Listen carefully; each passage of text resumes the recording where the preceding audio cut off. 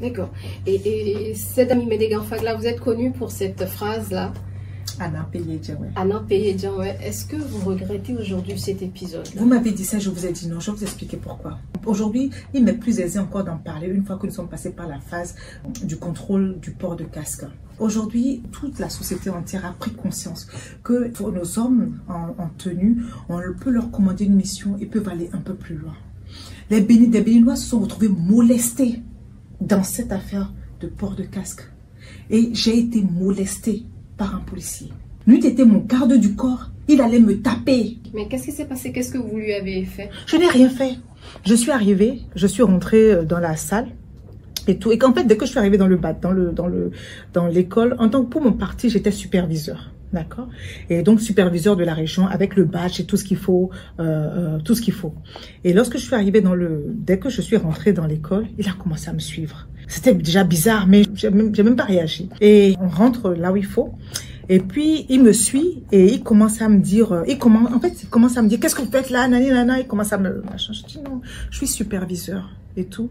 Et les équipes qui viennent superviser les élections, il faut voir si les équipes sont là, qu'on appelle les jeunes que nous mettons, il faut juste voir s'ils sont là. Donc, je suis en train de faire la tournée pour le compte du parti. Et non mais je peux pas. Et il commence à dire des mots, oui, non, à dire des mots que je vais pas répéter ici. Et je lui dis mais pourquoi vous faites ça? Mais pourquoi? Et il prend son téléphone, il sort son téléphone de la poche et il commence à me filmer. Et quand il dit mais pourquoi vous me filmez? Et donc moi je prends mon téléphone pour le filmer, il se jette sur moi avec une violence. Vous imaginez un mec plus grand, plus gros, plus fort. Vous savez, moi je suis très physique, je suis une femme des arts martiaux.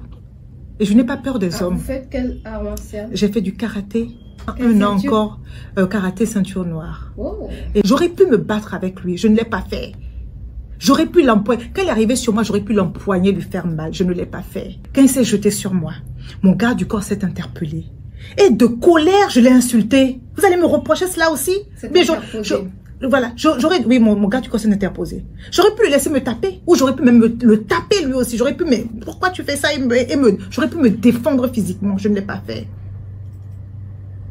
On a vu les hommes en tenue molester des civils pour leur conseiller de se protéger.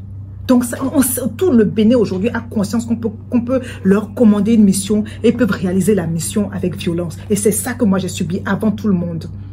Vous m'arrivez à reprocher ça dans le temps, mais est-ce que lorsque les Béninois ont commencé à se plaindre qu'ils ont subi ci, ils ont subi ça, ils ont subi ci, ils ont subi ça, on a dit de quel droit ils ont subi cela? On a même vu ce qui n'est pas normal, on a vu d'autres même se révolter. Oui, ça s'est terminé devant les tribunaux pour un exactement. Ce que je veux dire, ils ne sont pas tous pareils. Il y a des ah non, je suis à 1000%. Mais moi, je suis avec eux du matin au soir. Vous me parlez de cette situation-là et cette personne m'a molesté. Et de colère, je l'ai insulté. Oui, je suis un être humain. Mais est-ce que vous regrettez quand même ces mots-là aujourd'hui? C'est les mots que j'ai eus. Je suis désolée. Et ça me caractérise. Tout le monde me parle de ça. Au moins on me connaît pour ça. Je n'ai pas cette étiquette. Sincèrement, pas du tout. J'assume totalement. J'aurais pu lui porter un coup. Qu'est-ce qu'on aurait dit? Elle a tapé un homme. Mais verbalement, vous lui avez aussi... Oui, ou c'était verbalement, ou c'était physiquement.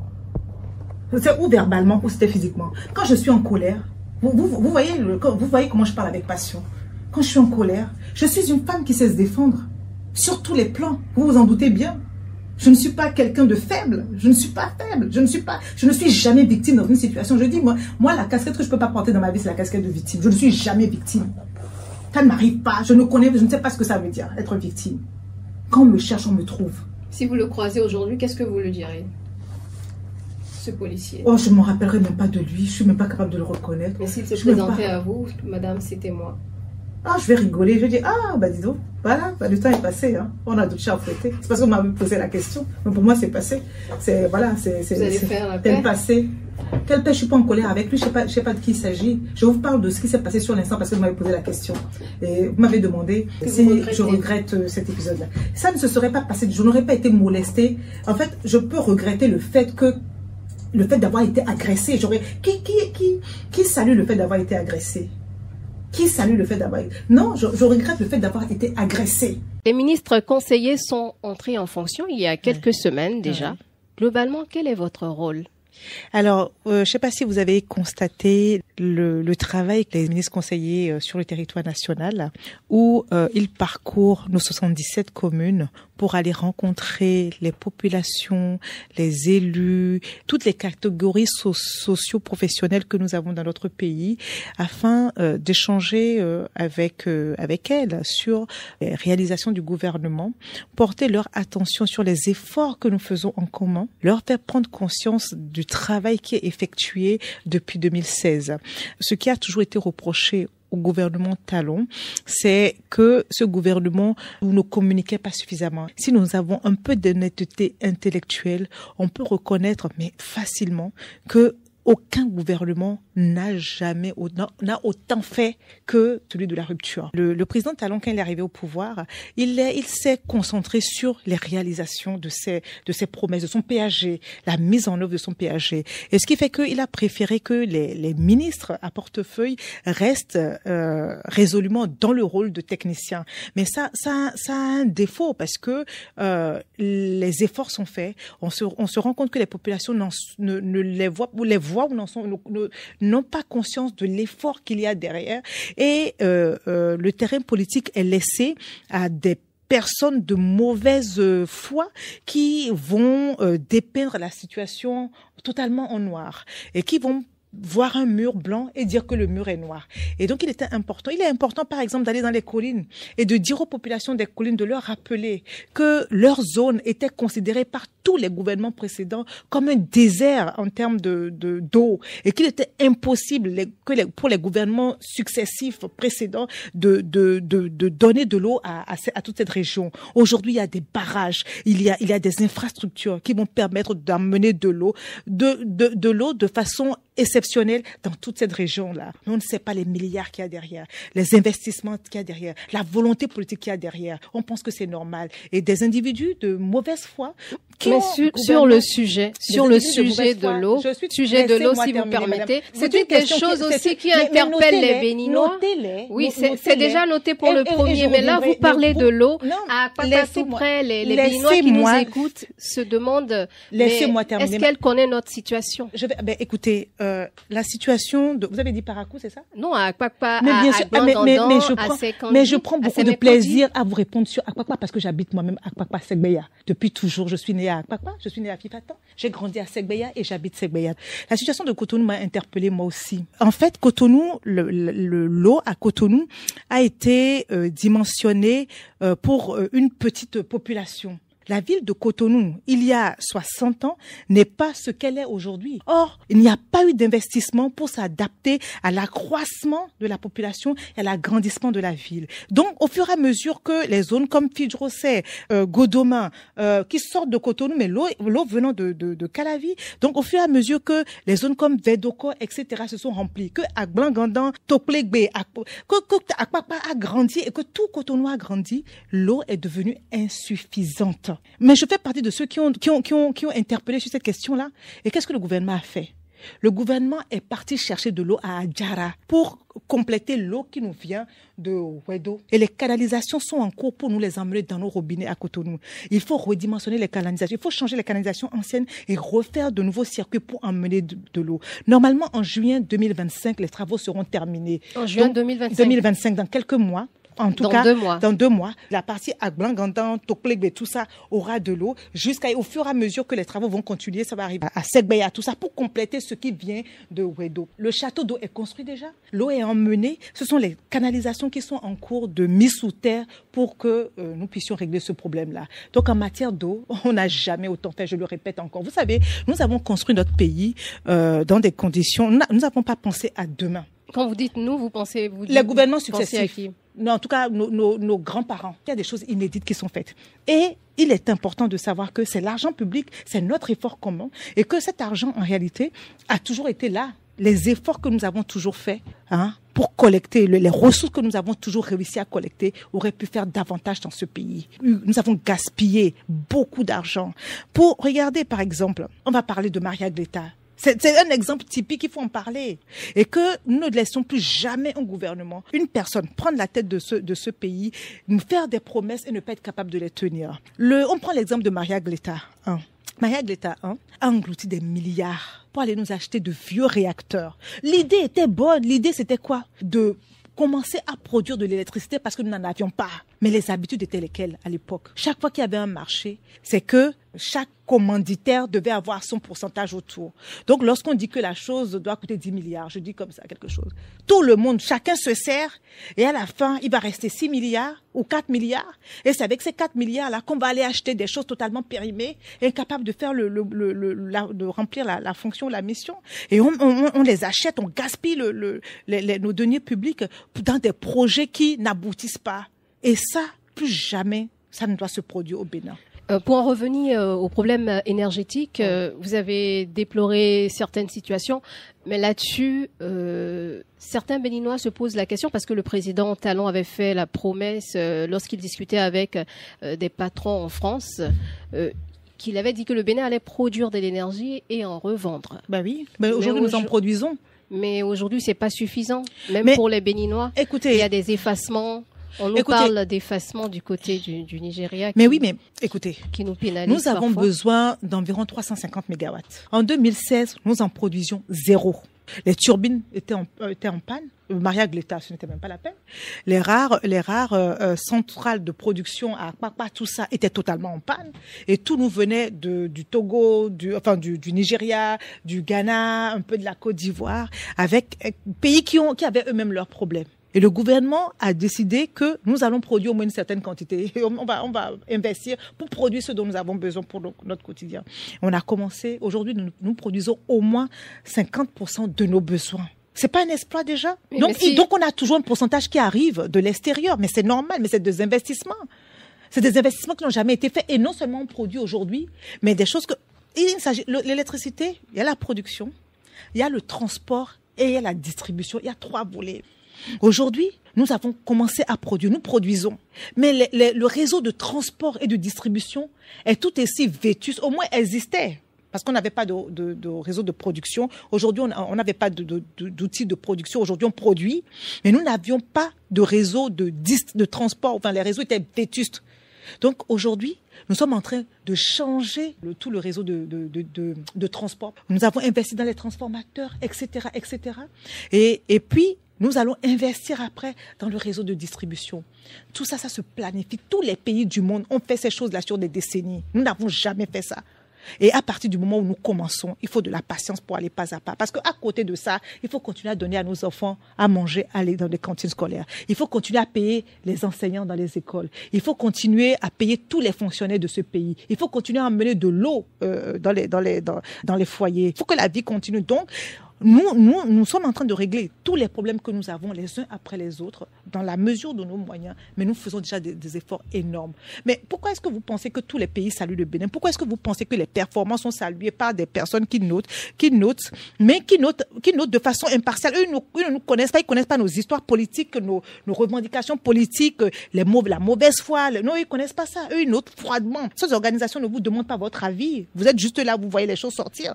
Donc, lorsque ces organisations-là, sur les critères qui sont appliqués à tous les pays du monde, disent qu'en 9 ans, vous avez fait beaucoup d'efforts, c'est que les Béninois ont fait beaucoup d'efforts. Mais est-ce qu'ils mangent mieux aujourd'hui? C'est aussi la question avec la cherté je vais vous dire quelque chose. Je vais vous dire quelque chose. Nous sommes malheureusement dans un monde qu'on appelle un monde de globalisation. Aujourd'hui, un paysan qui est en Ukraine, il produit le blé que nous utilisons pour faire du pain ici. C'était pas comme ça à l'époque de nos grands-parents. À partir de ce moment, lorsque ce paysan en Ukraine a des problèmes et que son blé coûte plus cher, vous allez le payer plus cher. Lorsque vous ne produisez pas le pétrole et que le prix du pétrole augmente chez ceux qui en produisent, que l'OPEP augmente son prix du pétrole, vous allez payer ça plus cher. C'est comme ça. Oui, mais avec tous les efforts dont vous parlez, on se dit que ça va atténuer le choc. Mais qu'est-ce qui va atténuer le choc? Quand les efforts qu'on fait, le prix explose, le litre d'huile. Mais est-ce que le Bénin...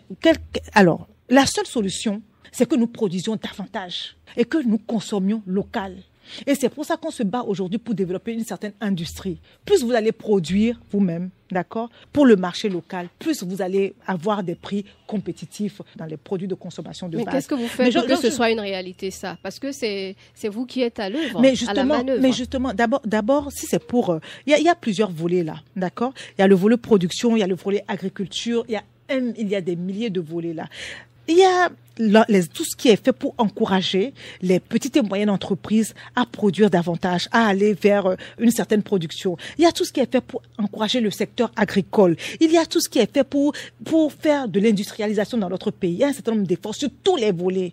Mais vous pouvez concevoir que du jour au lendemain, tout ne va pas changer. Parce que, regardez, on a dit par exemple que nous allons arrêter l'importation de la volaille dans notre pays. Oui. Et le gouvernement a fait des efforts énormes pour financer justement ceux qui ont des projets d'installation d'usines agricoles. Là, des PME a investi des milliards dans plein de petites et moyennes entreprises dans ce secteur-là. Mais toujours est-il que ça ne permet pas aujourd'hui de répondre à notre besoin, puisque c'est maintenant que ça commence. Cette mesure qui a été prise, malgré la volonté de l'État, l'État est obligé de ne pas la mettre en application tout de suite, sinon les Béninois vont crier famine. Je ne sais pas si vous voyez ce que je veux dire. Et ce sera quand? Parce qu'on a tous été étonnés que ce soit pas mis en application.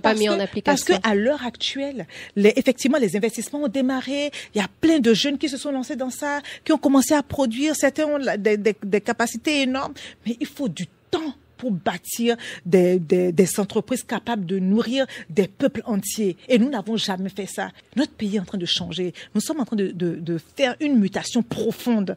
Et cette mutation profonde va, dans 10 ans, 20 ans, nous amener à être un pays qui est totalement différent de celui du pays qu'on a été les années précédentes. Donc, nous sommes sur ce chemin-là. Nous allons produire davantage. Nous allons consommer nos produits locaux. Et le gouvernement fait des efforts incroyables pour ça. D'ailleurs, on est en train de développer d'autres filières. Le gouvernement est en train de développer l'industrialisation, parce que l'industrialisation permet d'amener des ressources. Le gouvernement est en train de développer le tourisme pour créer de nouveaux métiers. D'accord, on va en revenir au tourisme, oui. Mais par rapport à la mesure, ce sera pas sous le régime Talon. La mesure... vous n'en savez rien du tout? Non, c'est une question. Vous ne pouvez pas dire ça. La mesure est déjà là, elle n'est pas encore appliquée, d'accord?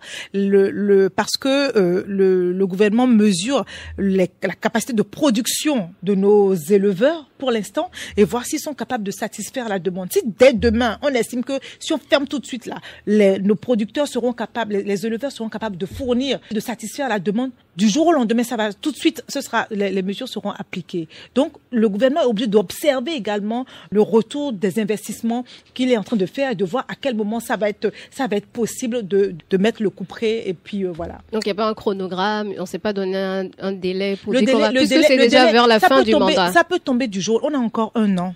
Ça passe et vite. Ça peut tomber du jour au lendemain. On a encore un an. Le chef de l'État est dans la fonction et il remplit sa mission du matin au soir comme c'était le premier jour. Donc que ça passe vite ou pas, jusqu'à la dernière minute, les décisions seront prises pour améliorer les conditions de vie et satisfaire les Béninois. D'accord. Donc le rôle des ministres conseillers, c'est de... On n'avait pas fini cette question-là. Oui, c'est de montrer aux Béninois ce que vous faites. C'est d'échanger avec les Béninois.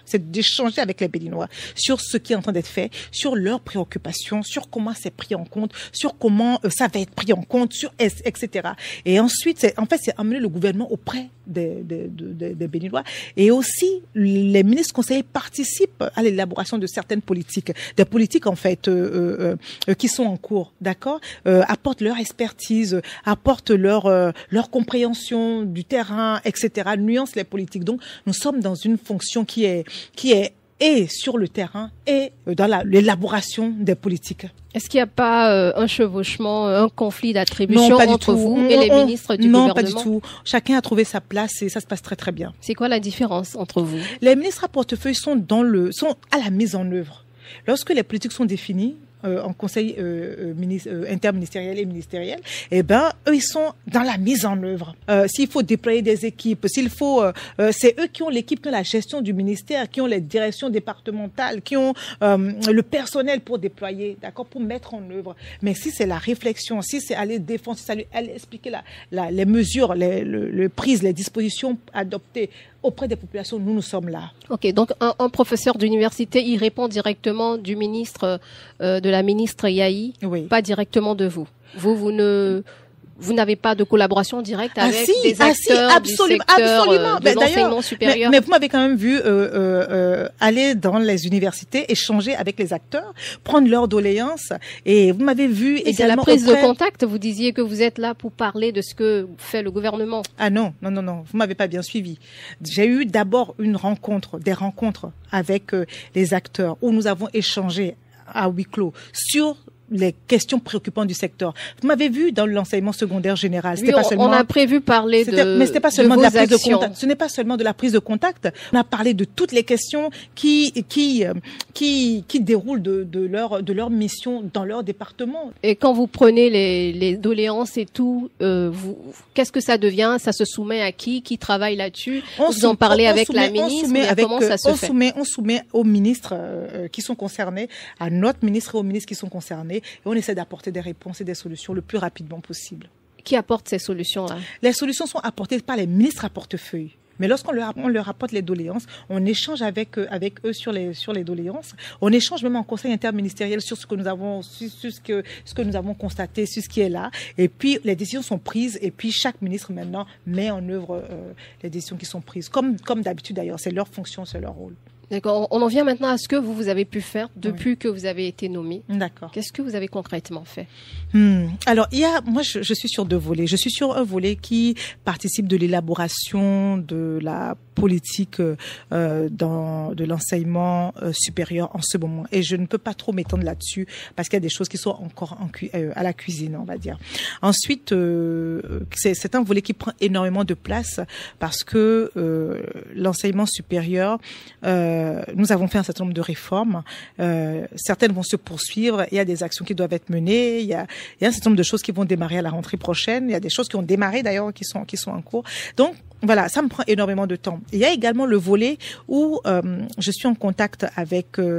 Vous savez que j'ai deux sous-secteurs. J'ai l'enseignement supérieur et la recherche scientifique et l'enseignement secondaire général. Sur ce volet, les deux volets, je vais au contact des acteurs, des enseignants, dans les universités pour échanger avec eux, de l'équipe rectorale, pour échanger avec elles et prendre leurs difficultés, leurs desiderata, échanger avec eux, leur apporter également les solutions qui sont en cours. Ils ont des questions, les équipes ont des questions auxquelles j'apporte des réponses, d'accord, que je peux pas forcément vous apporter ici. Je vais pas en parler ici parce que il y a des choses qui restent quand même à la cuisine. Et ensuite, lorsque je vais rencontrer les acteurs de l'enseignement secondaire général, on débat de toutes les questions. On fait même des foraines, si je peux appeler ça ainsi, ou des rencontres foraines où il y a tous les acteurs qui sont représentés, que ce soit les AME, que ce soit les parents d'élèves, que ce soit les apprenants, que ce soit les conseillers pédagogiques, etc. Et on échange sur tous les acteurs s'expriment, j'apporte des réponses et lorsqu'il y a des choses qui sont là, qu'il faut régler,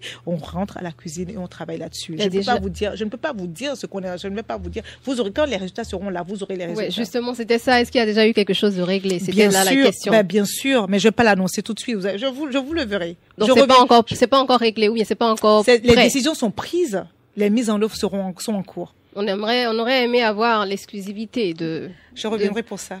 Après ça, on va maintenant venir à la généralité sur vos fonctions, les ministres conseillers. Où sont vos bureaux? Et est-ce que moi, un Béninois lambda, je peux vous solliciter? Et comment ça se fait? Alors, nos bureaux sont à la présidence. Nous avons un secrétariat administratif. Les Béninois nous saisissent du matin au soir. Nous en recevons énormément, que ce soit moi, que ce soit mes collègues. Et nous recevons énormément de courriers. Moi, il n'y a pas ce jour, je suis pas saisie de dossiers, que ce soit dans mon secteur ou dans mes secteurs ou sur d'autres plans. Ça arrive tous les jours, y compris pour mes collègues. Donc, on nous saisit à la présidence, d'accord. Il faut juste adresser le courrier au ministre conseiller en question. Et quand le courrier arrive, c'est dispatché au niveau du secrétariat qui emmène à chacun ce qui lui a été envoyé. Voilà, donc pour vous qui voulez saisir les ministres conseillers, vous savez désormais comment le faire. Absolument, directement à la présidence. Et en dehors de ça, dans l'actualité de manière générale, depuis quelques jours, on a noté cette arrestation du président du parti de l'opposition Nouvelle Force Nationale, Monsieur Wilfried Avoyon, Selon son avocat, il a été arrêté pour harcèlement par le biais d'une communication électronique. Comment vous réagissez à cette actualité? Alors d'abord, Madame Rachida, quand vous m'avez parlé de ça, la première question c'était qui? Parce que bon, je ne savais pas du tout qui c'était. Vous ne connaissez pas Monsieur Avoyon? Pas du tout. Je vous ai dit, j'ai vu sur les réseaux sociaux, comme tout le monde, enlèvement de quelqu'un. D'abord, j'ai beaucoup rigolé. Enlèvement d'un opposant. Pourquoi ça vous fait rigoler? Je vous dis pourquoi. Je vous dis pourquoi. Vous savez, nous aimons jouer avec l'émotion de l'opinion publique et ce n'est pas bien. Il y a des personnes qui sont réellement enlevées en République du Bénin.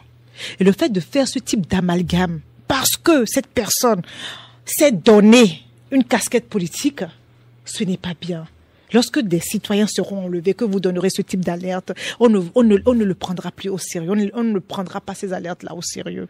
Alors, parce qu'une personne est appréhendée par la justice, a été pris en charge par la justice, on envoie ce genre de choses. Ce n'est pas bien. Il faut qu'on arrête. Première chose. Deuxième chose, j'ai tellement confiance en la justice du Bénin aujourd'hui que je suis politique, que j'ai des partisans, que j'ai des membres de mon association politique de l'Union progressiste de renouveau qui ont des revers avec la justice souvent ou tout le temps. Et qu'on m'appelle, vous savez ce que je réponds quand on m'appelle, ce que je réponds à aux camarades lorsqu'ils m'appellent sur ces questions-là, je leur dis, mais vous voulez que je fasse quoi? Nous sommes dans un état de droit. Et l'état de droit, vous savez, l'actualité avec Marine Le Pen en France, j'ai suivi ça avec Sarkozy et Marine Le Pen en France, j'ai suivi ça avec délectation. Parce qu'on voit que lorsque la justice est indépendante, elle n'en a rien à faire de votre casquette politique, de la manière dont la population vous a publicité. Si vous avez commis des crimes, la manière dont la justice va s'appliquer à un citoyen lambda, ça va s'appliquer à vous et c'est ce qu'on appelle l'état de droit. Donc pour vous, la justice béninoise... Nous sommes tous égaux devant la justice. Ce qui fait que lorsque la justice arrête une personne, un individu, il faut laisser la justice aller au bout de son processus et nous apporter les réponses, nous dire pourquoi est-ce que cette personne a été arrêtée. Ne faisons pas de suppositions. Ça me fait mal parce que dans notre société, du matin au soir, des personnes sont arrêtées pour des faits parfois plus graves, parfois moins graves, pour des faits similaires ou les mêmes faits. On ne parle jamais d'eux. Il suffit que la personne s'auto-donne une casquette de politique pour que dès que la justice le saisit, on commence à ameuter l'opinion publique. On utilise des gros mots. Vous lui déniez son statut d'acteur politique. Des enfants sont enlevés dans ce pays. Des enfants sont enlevés dans ce pays. Je nous en prie, je vous en prie, arrêtons de jouer avec ces termes-là, avec ces mots-là, avec la gravité des faits, de ce que constitue un enlèvement. Parce que le jour où il y aura des enlèvements dans notre pays, nous aurions tellement banalisé ça, nous aurions tellement joué avec ça, qu'on ne prendra pas les cas graves au sérieux. Ce n'est pas bien.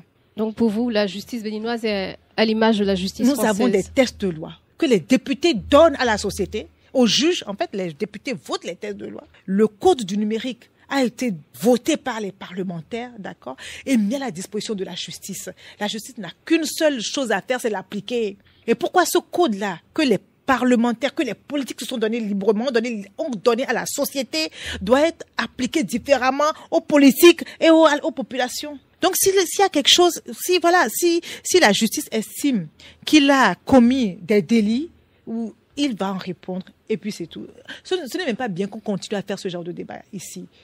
Respectons un peu le système judiciaire de notre pays. Ayons confiance en ce système et laissons-les faire leur travail. C'était juste pour avoir votre réaction sur cette actualité. Vous l'avez eu. Voilà, on l'a eu et on va passer à une autre. Vous étiez en train de parler des efforts fournis par le gouvernement pour le mieux-être au Bénin. Et que répondez-vous aux insatisfaits? Il y aura toujours de l'insatisfaction dans une société. Dans les communautés humaines, lorsque 10 personnes se mettent ensemble, on ne peut jamais dire que les 10 sont satisfaits à 100% des solutions qu'on leur apporte. Par exemple, les critiques sur la démocratie. C'est le propre d'une société humaine ou d'un regroupement, des communautés, de ne jamais être satisfait à 100%. Et je ne connais pas un gouvernement au monde qui est capable de répondre aux préoccupations de chacun individuellement à 100%. D'accord? Même les Qataris, il y en auront qui vous diront qu'ils ont leurs problèmes. Malgré tout ce que les moyens dont leur pays dispose, il y en auront qui vous diront qu'ils sont insatisfaits. Donc c'est le propre de l'humain. Et c'est normal. Notre pays, vous savez, il y a quelque chose que je dis et je l'assume. Lorsqu'on a revendiqué, à la fin de la journée, quand on s'assoit, il faut qu'on prenne conscience que le Bénin est un pays qui n'est pas riche.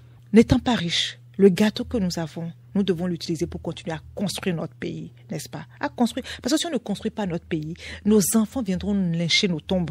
Parce qu'ils viendront nous demander comment est-ce que vous avez fait, ou qu'est-ce que vous n'avez pas fait.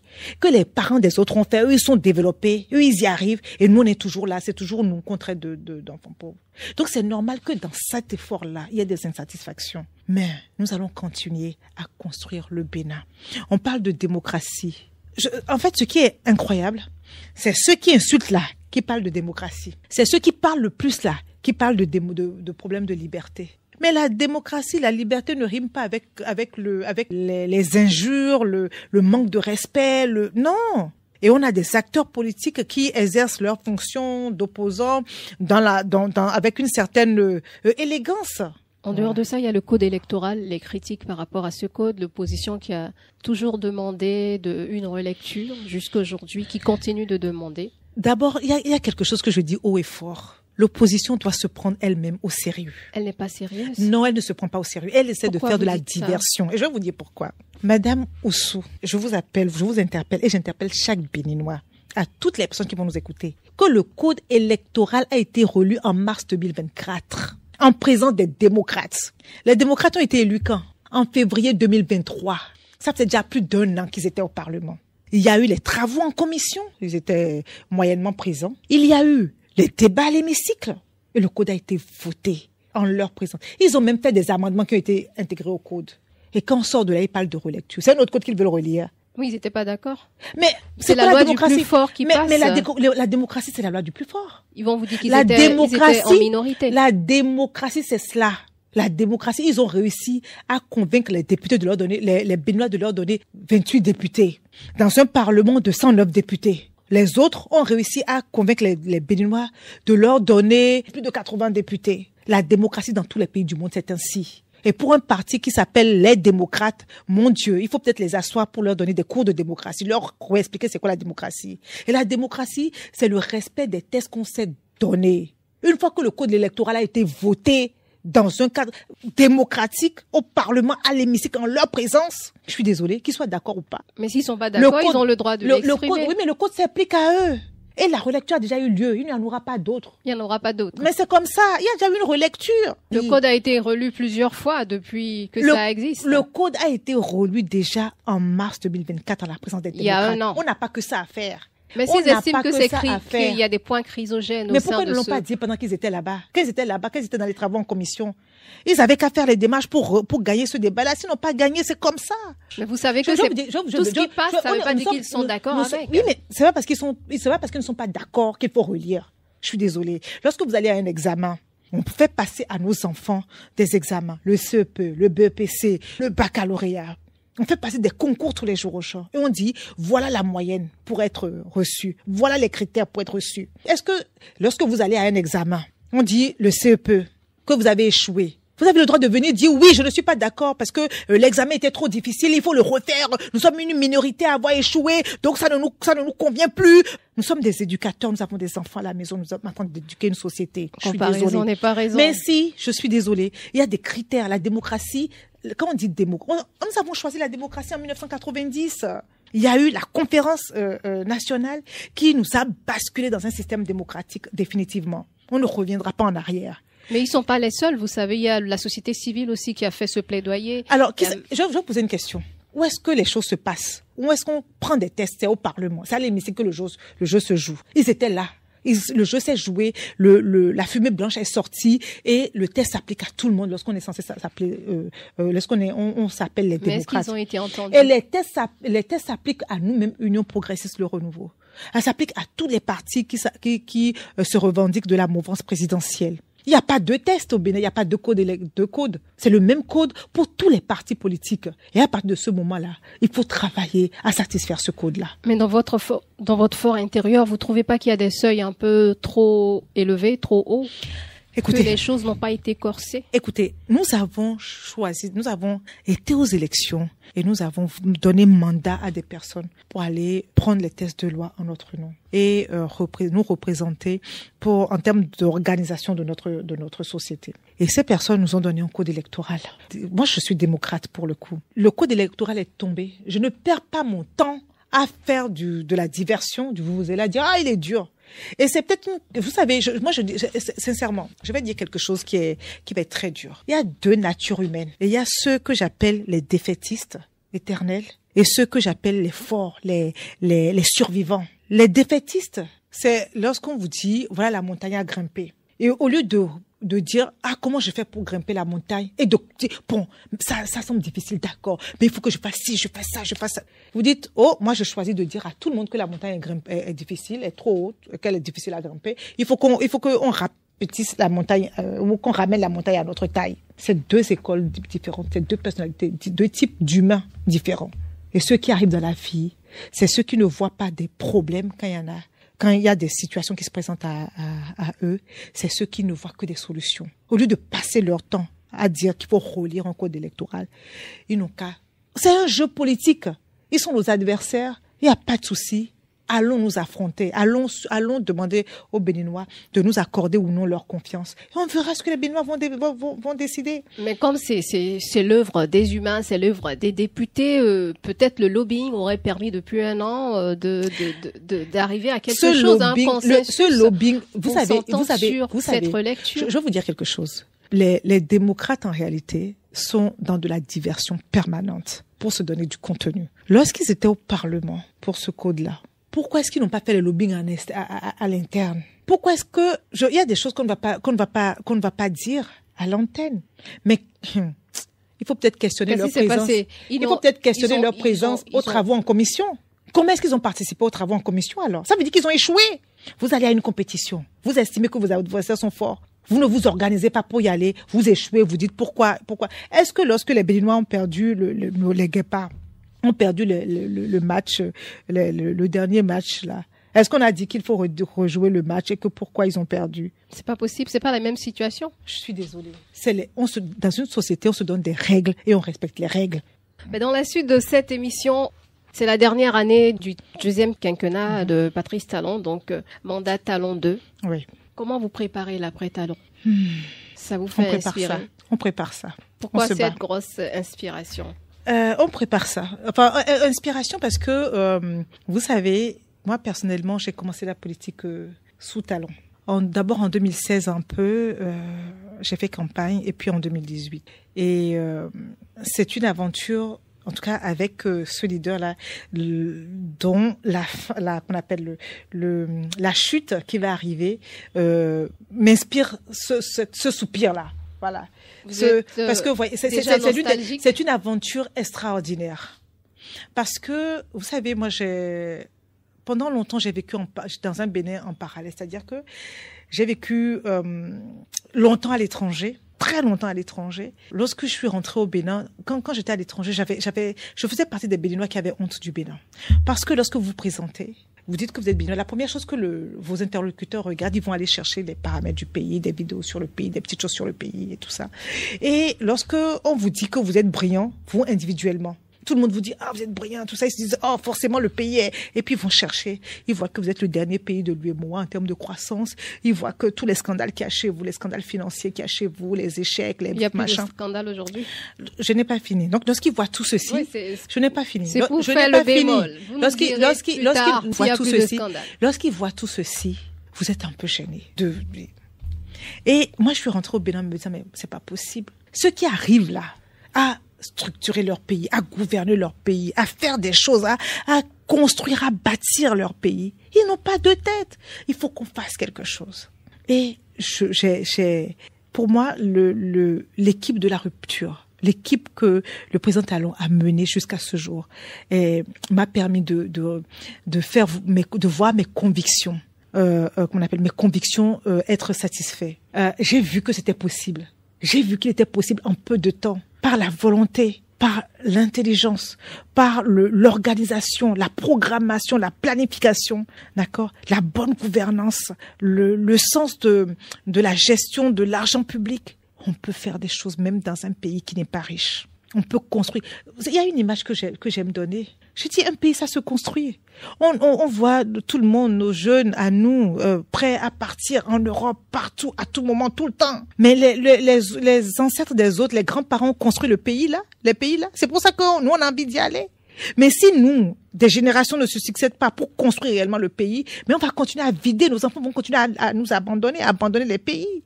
Et au moins, on a commencé. On a commencé. Il y en a qui partent toujours, non? Parce qu'on n'est pas arrivé encore au niveau de ces pays-là.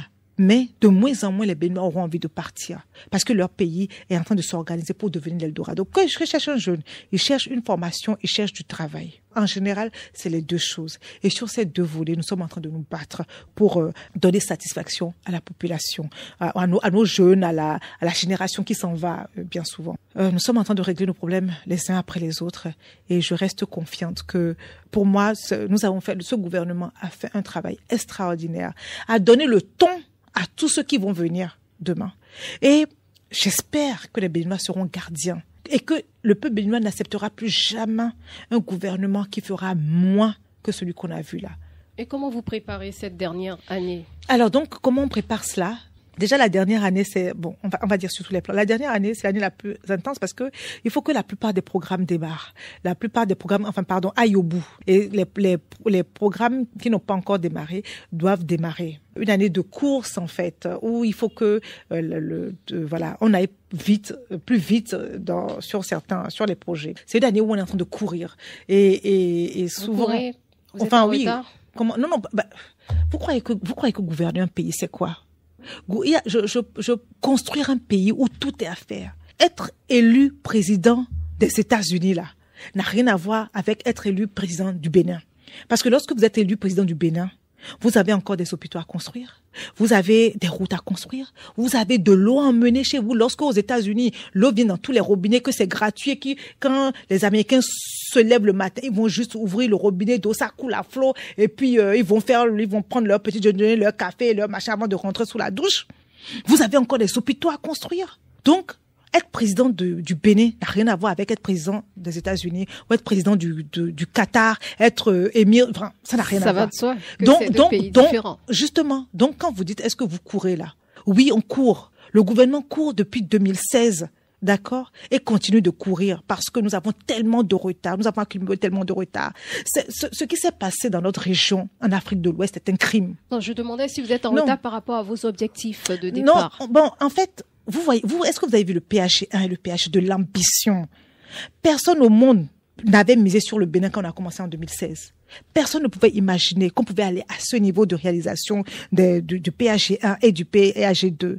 Donc forcément, lorsqu'on arrive en fin de mandat, il faut continuer à y aller pour que les gouvernements qui vont suivre, d'accord, continuent sur la même lancée. On est forcément, vous savez, il y a ce que l'homme propose et Dieu dispose. Parce que il y a des projets sur lesquels vous allez avoir le budget, mais vous n'allez pas trouver les hommes, les entreprises, les sociétés pour démarrer rapidement. Il y a les procédures qu'on s'est données aujourd'hui vous savez, l'argent du Béninois aujourd'hui, c'est plus comme avant, hein. Les marchés publics, c'est pas que, on peut dire que le promoteur dit que c'est 350 millions, et on dit que non, c'est 400 millions, on rajoute 50 millions comme ça. Non, c'est plus comme ça aujourd'hui. Les procédures sont telles que beaucoup de marchés prennent du temps. Souvent, en conseil interministériel, ce qui revient, c'est les procédures. Donc forcément, lorsqu'on accumule tout ça et que on sait que on n'a pas un autre mandat après, il faut forcément s'organiser pour que tout ce qui est en cours dans le pipeline démarre au moins. Alors, on va parler maintenant du parti politique, l'UP Le Renouveau 2026. Est-ce que vous en parlez au sein de votre parti Bien sûr, on en parle tous les jours. En quels termes est-ce que les candidats sont connus? Nous avons les élections communales, nous avons des élections législatives et nous avons des élections présidentielles qui arrivent en 2026. Tous les Béninois en parlent. Les candidats ne peuvent pas être connus. Non, pas du tout. Les candidats seront connus. Ils ne seront connus qu'au moment où le parti sortira sa liste. Ce sera quand? Dans les délais que la loi a donnés. Mais est-ce que vous vous activez pour les préparatifs? Est-ce qu'il y a des noms déjà? Il y aura une primaire. La primaire aura lieu quand? Est-ce que tout ça se discute? Est-ce qu'on peut savoir? Il y a quelque chose que je dis sans complexe. Nous avons un chef de la majorité. Nous avons un chef d'orchestre. Nous avons un chef d'orchestre qui, avec nous, réfléchit à la manière dont tout cela sera mis en œuvre.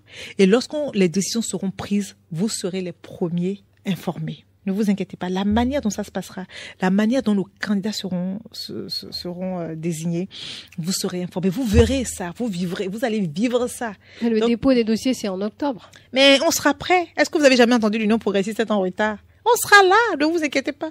Bon, vous avez plus peur que nous, non? On n'a pas du tout peur, on veut juste savoir. Donc la certitude que je peux vous donner, c'est que dans le délai imparti, nous aurons nos candidats. Le chef d'orchestre, c'est qui? Ah, c'est le président de la République. D'accord, c'est lui qui vous dira comment vous allez... Non, c'est avec lui que ces débats-là, en fait, lorsque les décisions seront finalisées, avec lui, vous aurez la fumée blanche. Donc, pour le moment, vous ne pouvez pas nous dire s'il y aura une primaire ou pas? Non. Je fais pas. Ce sont des décisions stratégiques quand même. Parce que les Béninois s'interrogent. On approche de plus en plus de 2026. Oui, c'est vrai, parce qu'on n'est pas habitué à cela. C'est vrai qu'on n'est pas habitué à cela et nous avons effectivement des pratiques avant, mais aujourd'hui nous sommes beaucoup mieux organisés dans notre pays, y compris les partis politiques.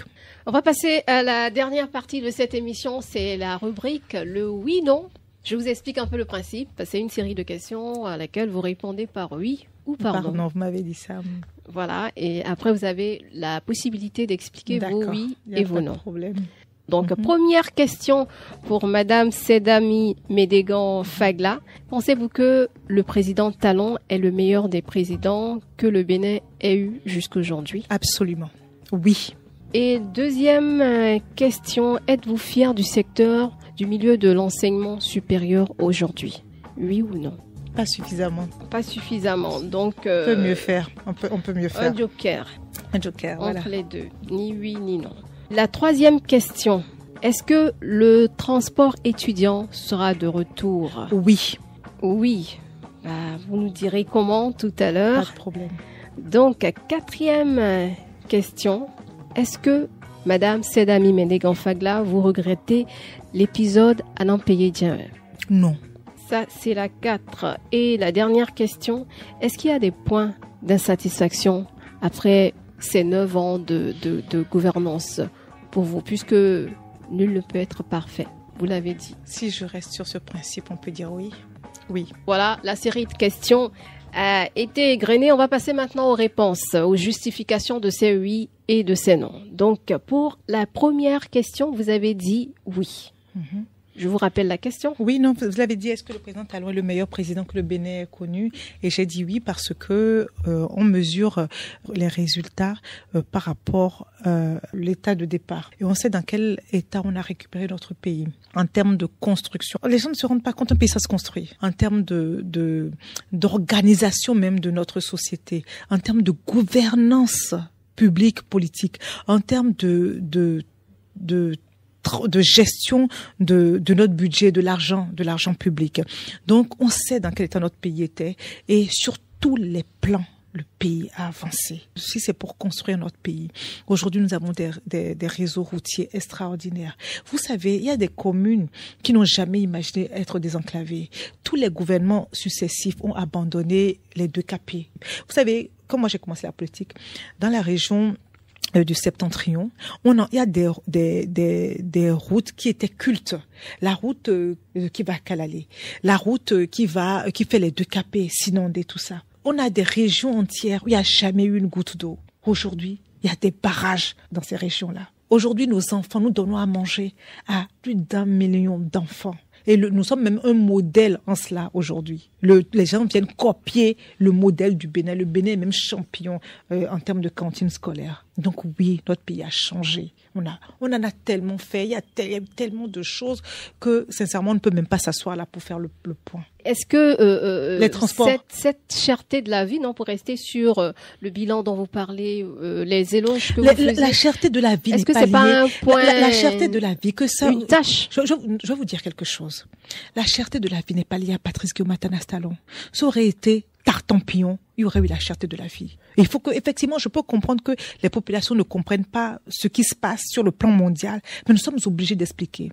Lorsque les armateurs, ceux qui ont les bateaux, qui transportent ce que nous consommons, ont augmenté leur prix, le prix du transport, vous pensez que celui qui a commandé le riz en Chine, qui achète le riz chinois pour emmener sur nos marchés, s'il payait, avant il payait 2 millions le transport, de son riz. Si aujourd'hui il paye 6 millions pour le transport de ce même riz-là, il va pas répercuter le prix sur le riz.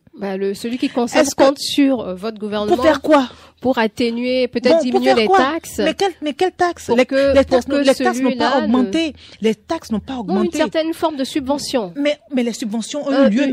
Mais parapluie. Je vais vous poser quelque chose. Je vais vous poser une question. D'abord, les taxes n'ont pas augmenté. Première chose, c'est toujours les mêmes taxes. Non, je parle de subventions. Peut-être. Mais dans les périodes critiques où les prix sont vraiment envolés pendant la période de la Covid, le gouvernement a essayé de faire parapluie. Mais ça ne pouvait pas durer éternellement. Est-ce que dans ce sens, c'est pas mieux qu'au lieu de passer notre vie à subventionner, on prenne cet argent-là et qu'on subventionne justement la production locale de riz? C'est ce qui est en train d'être fait. À cause de ça, justement, le gouvernement a injecté. Nous sommes à plus d'1 million de tonnes de production de riz aujourd'hui. Nous avons doublé notre production de riz aujourd'hui.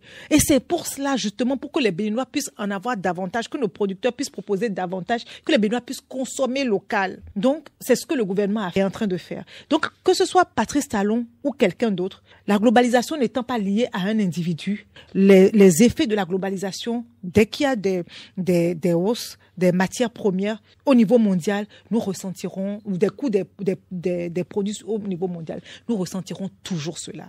Et ça ne changera pas. Personne au monde ne peut faire ce miracle-là. La vie est beaucoup plus chère aujourd'hui en Europe. La vie est beaucoup plus chère aux États-Unis.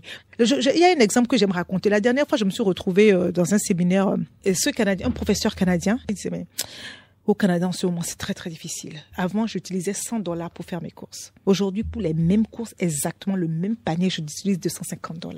Les restos classiques où j'allais avant. Ils sont aussi chers aujourd'hui que les restos 3 étoiles. Ça, c'est le Canada. C'est pas Patrice Talon qui dirige le Canada. Mais donc, leur niveau de vie n'est pas le même qu'ici. Et pourtant, ils souffrent. Mais c'est ce que je vous dis, que c'est partout pareil. Effectivement, notre niveau de vie n'est pas, c'est pour ça que je dis que nous ne sommes pas un pays riche. Lorsqu'on est plus pauvre, on sent toujours plus durement les choses. Nous ne sommes pas un pays riche, il faut en être conscient. Mais nous subissons la globalisation. Et la seule solution, c'est justement de nous enrichir. C'est de continuer à nous organiser pour produire davantage nous-mêmes ce que nous consommons, pour ne pas être aussi dépendants de ce que les autres vont nous envoyer. Question numéro 2. Vous avez dit ni oui ni non. Oui, parce que c'est le secteur où on peut dire que les actions du gouvernement sont le moins visibles. Comme ça. Et pourtant, beaucoup de choses ont été faites parce que le gouvernement a tablé sur la qualité de l'enseignement qu'on donne dans nos universités, d'une part. Et aujourd'hui, les enseignants du supérieur sont évalués. Même moi, j'ai eu mon évaluation au début de l'année, en février dernier. Et tous les 3 ans, nous serons évalués sur la manière dont nous donnons nos cours, sur la qualité du cours qu'on donne. Et beaucoup de mesures seront prises pour que l'enseignement qu'on donne aux enfants dans nos universités soit d'un niveau très élevé. À côté de ça, nous avons décidé toujours pour des soucis de qualité des enseignants qu'on met à disposition, nous avons décidé de revoir la manière dont les enseignants de l'université sont recrutés. Et c'est d'ailleurs pour ça que le recrutement qui est en cours prend un peu de temps, mais ce recrutement sera effectif pour la rentrée. Les enseignants sont recrutés pour la rentrée académique 2025-2026. Mais c'est une nouvelle ingénierie. Et là aussi, on parle d'aspirana au métier. Et donc, on est en train d'imaginer un concours qui sera même supervisé par des experts internationaux dans les différents domaines où les gens vont compétir. Est-ce que vous êtes satisfaite de la qualité de l'enseignement? Et c'est pour ça que je vous dis, c'est pour ça que je vous dis que beaucoup d'efforts sont faits aujourd'hui. Le gouvernement mise énormément sur la qualité. Et les nouveaux enseignants qui vont être injectés, toute la DCE est là. Pourquoi est-ce qu'on a mis en place la délégation au contrôle et à l'éthique?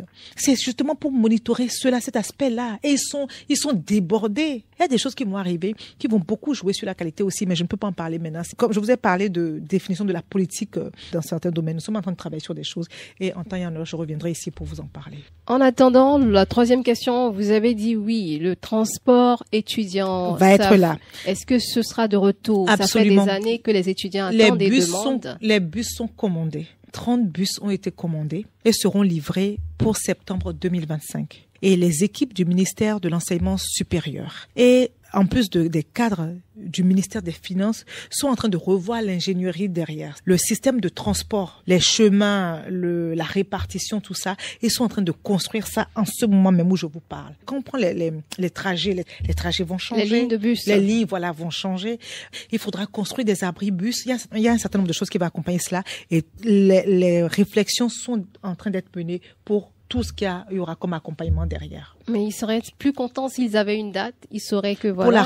Pour la rentrée prochaine, parce qu'en fait les bus, comme c'est un certain nombre, quand les bus, on commande des bus en quantité, ce n'est pas comme nos petites voitures qui sont sur un parking qu'on va aller chercher. Donc il faut les produire, il faut les construire. Et la commande est passée à date. Et le constructeur a promis une livraison pour la rentrée. Donc on les aura.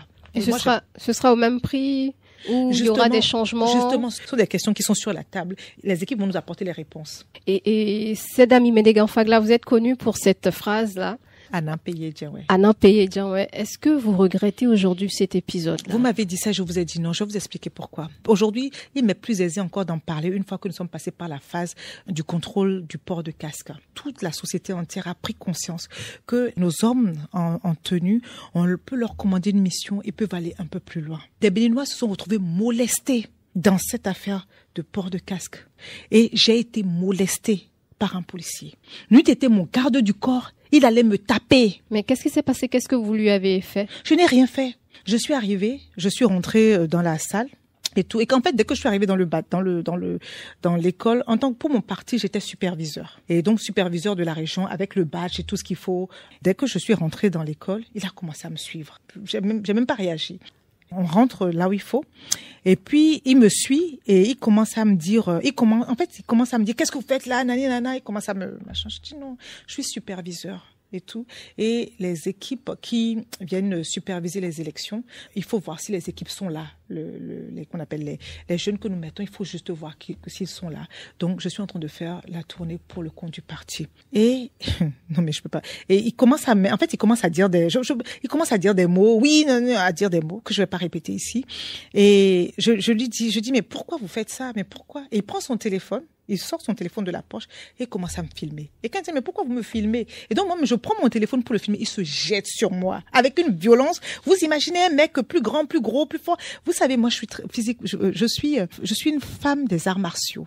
Et je n'ai pas peur des hommes. Vous faites quel art martial? J'ai fait du karaté. Quelle ceinture? Karaté ceinture noire. Oh. Donc, je suis une femme des arts martiaux. J'aurais pu me battre avec lui. Je ne l'ai pas fait. J'aurais pu l'empoigner. Quand il est arrivé sur moi, j'aurais pu l'empoigner, lui faire mal. Je ne l'ai pas fait. Quand il s'est jeté sur moi, mon garde du corps s'est interpellé. Et de colère, je l'ai insulté. Vous allez me reprocher cela aussi? J'aurais pu le laisser me taper. Ou j'aurais pu même le taper lui aussi. J'aurais pu, mais pourquoi tu fais ça?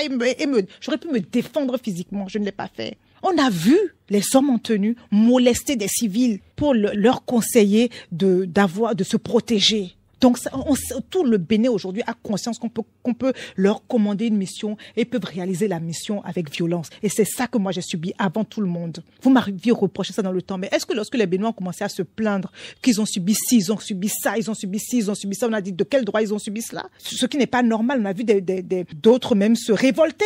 Oui, ça s'est terminé devant les tribunaux pour un Exactement. cas. Mais on mentionne quand même qu'ils sont pas tous pareils. Il y a des policiers qui font le travail dans les règles de l'art. Mais moi, je suis avec eux du matin au soir. Vous me parlez de cette situation-là et cette personne m'a molestée. Et de colère, je l'ai insultée. Oui, je suis un être humain. Mais est-ce que vous regrettez quand même ces mots-là aujourd'hui? C'est les mots que j'ai eus. Je suis désolée. Et ça me caractérise. Tout le monde me parle de ça. Au moins, on me connaît pour ça. Vous ne regrettez pas cette étiquette? Sincèrement, pas du tout. J'assume totalement. J'aurais pu lui porter un coup. Qu'est-ce qu'on aurait dit? Elle a tapé un homme. Mais verbalement, vous lui avez aussi... Oui, c'était ou verbalement, ou c'était physiquement. Vous voyez comment je parle avec passion. Quand je suis en colère, je suis une femme qui sait se défendre. Sur tous les plans. Vous vous en doutez bien. Je ne suis pas quelqu'un de faible. Moi, la casquette que je peux pas porter dans ma vie, c'est la casquette de victime. Je ne suis jamais victime. Ça ne m'arrive pas. Je ne sais pas ce que ça veut dire, être victime. Quand on me cherche, on me trouve. Si vous le croisez aujourd'hui, qu'est-ce que vous lui direz, ce policier? Oh, je m'en rappellerai même pas de lui. Je suis même pas capable de le reconnaître. Mais s'il se présentait à vous, madame, c'était moi. Ah, je vais rigoler. Je vais dire, dis donc, voilà, le temps est passé, hein. On a d'autres chats à fouetter. C'est parce que vous m'avez posé la question. Mais pour moi, c'est passé. Vous allez faire la paix? Passé. Quelle paix? Je suis pas en colère avec lui. Je sais pas de qui il s'agit. Je vous parle de ce qui s'est passé sur l'instant parce que vous m'avez posé la question. Vous m'avez demandé si je regrette cet épisode-là. Ça ne se serait pas passé. Je n'aurais pas été molestée. En fait, je peux regretter le fait d'avoir été agressée.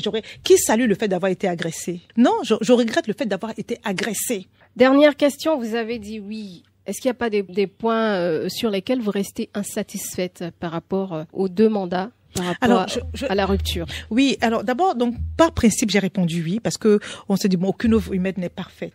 Mais si je dois vous dire le fond de ma pensée, au regard de d'où on est parti et des efforts qu'on a fait, c'est titanesque. Je suis quelqu'un de très optimiste et moi, je vois toujours le verre à moitié plein. Qu'est-ce qu'il faut améliorer? Et ce que moi je dis, c'est que lorsque je vois les efforts qui ont été faits, c'est extraordinaire. En fait, dès le début, on a péché par l'absence de la communication avec la population.